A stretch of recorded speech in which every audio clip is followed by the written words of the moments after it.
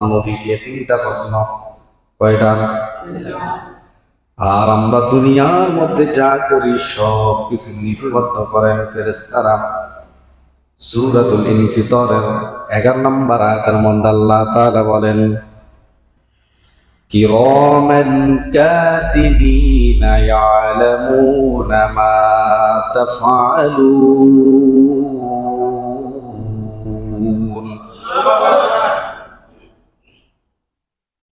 ইন্নাল আবরারা লাফি নাঈম ওয়া ইন্নাল ফুজ্জারা লাফি জাহিম।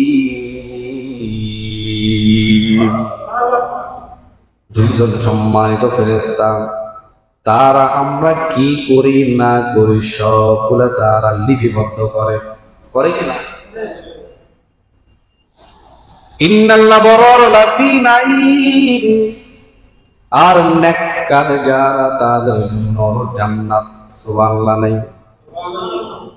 নেককারদের জন্য জান্নাত কি? জোরে বলেন কোন? নেককার যারা তাদের জন্য জান্নাত, আর বদকার যারা তাদের জন্য হলো জাহান্নাম। দুনিয়াতে হাজারো দল আছে, কিন্তু জান্নাতের মধ্যে এত দল নাই। সেখানে দুইটা দল। কয়টা? এক দল হলো জান্নাতি, আর এক দল হলো জাহান্নামের দল। আমরা কোন দলে থাকতে চাই? কথা বলেন। জান্নাতে। আল্লাহ তাআলা বলেন সূরাতুল ইয়াসিনের 12 নম্বর আয়াতের মধ্যে আল্লাহ তাআলা বলেন, ওয়া কুল্লু শাইইন আহসাইনাহু ফি ইমামিন মুবিন। আমি আল্লাহ তাআলা প্রতিটি বস্তুকে সুস্পষ্ট কিতাব মানে হলো কোরআনে কারীমের মধ্যেই সংরক্ষিত করেই রেখেছি। জোর বলে সুবহানাল্লাহ।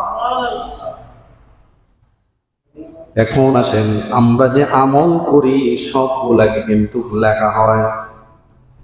কিয়ামতের দিন কিন্তু আল্লাহ তাআলা সবকিছু আমাদেরকে দেখায় দিবেন, আর বলবেন তুমি আজকে পড়ো, তুমি কি আমল করেছো আর না করেছো। আল্লাহ তাআলা বলেন, ওয়া কুল্লু ইনসানিন আলজামনাহু তায়রু ফি উনুকিহি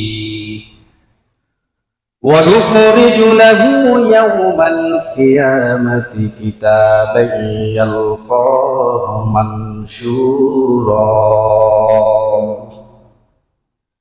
ইকরা কিতাবাকা কাফা বিনাফসিকাল ইয়াওমা আলাইকা হাসিবা।